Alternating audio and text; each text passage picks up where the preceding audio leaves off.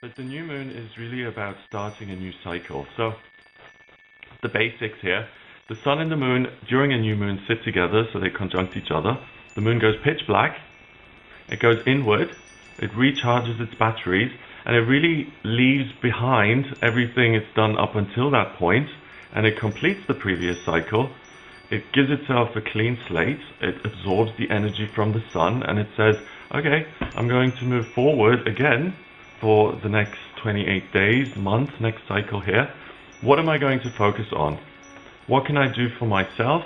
How can I progress in life? How can I strengthen my identity? How can I be comfortable in life? How can I experience self-love, love, a sense of connection? And the moon in itself is the part of the chart that is very sensitive. It's how you feel internally. It's what gives you a sense of home and contentment and belonging.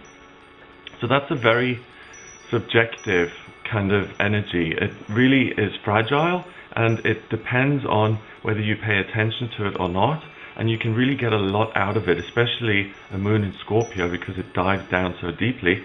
The sun is usually something you're striving towards. It's your identity. It's what strengthens you, and it's what gives you power and drive. It actually reminds me that Mars, the male principle, went direct yesterday on the 14th of November, adding more power. And the sun is similar to that. It's this giant fireball. It's the center of our solar system. Everything revolves around it, literally. And it's what you're trying to create. It's what you're trying to manifest from planet Earth. So when those two meet, the way you feel and what gives you a sense of, and the sun, what builds you up and what excites you and what gives you a sense of power, when those two come together, you can really get some great answers about where you want to go in life. Scorpio itself is a wonderful sign of the zodiac. It's really about uncovering hidden truths, light and dark, healing, death and rebirth.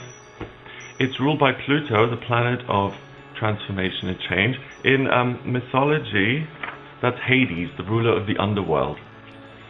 So it's about, what's beneath and what you can bring to the surface and what needs to be really looked at in earnest before you can operate on a surface level. So it means you have to look inside if you want the outsides to be okay. It means that you look at the entire picture, and it works really well with a new moon, because the inner part of you, the moon, and the outer part of you, the sun, are perfectly aligned. They're recharging each other, and it really allows you to deep dive into yourself and to get answers that you haven't been able to get before. It's also, I keep getting this image as I'm talking of a snake shedding its skin.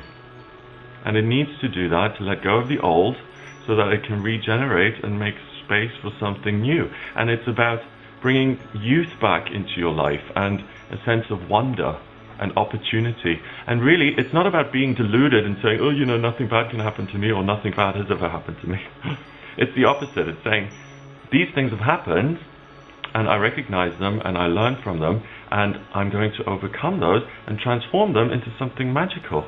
That's what Scorpio's talent really is, to be intense and to get down and dirty and to, really face the dark stuff in life.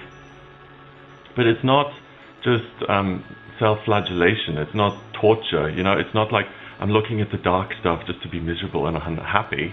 It's looking at the things that are unhealed in you so that you can heal, so that you can constantly renew yourself and grow.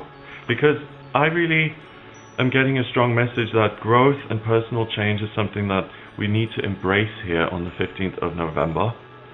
Everything has to change and alter as time moves on. If we don't change, we become bitter and we don't function as well as we could, and we create this resistance between the world and ourselves.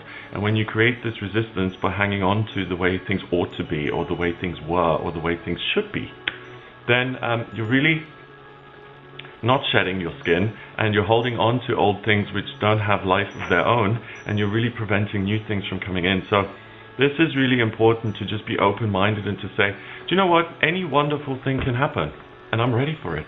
I am living for it. I'm here for it. It's also 23 degrees, this new moon. So 2 and 3 is 5. And 5 in numerology is about freedom. So face your feelings and face your truth to acquire freedom in your life.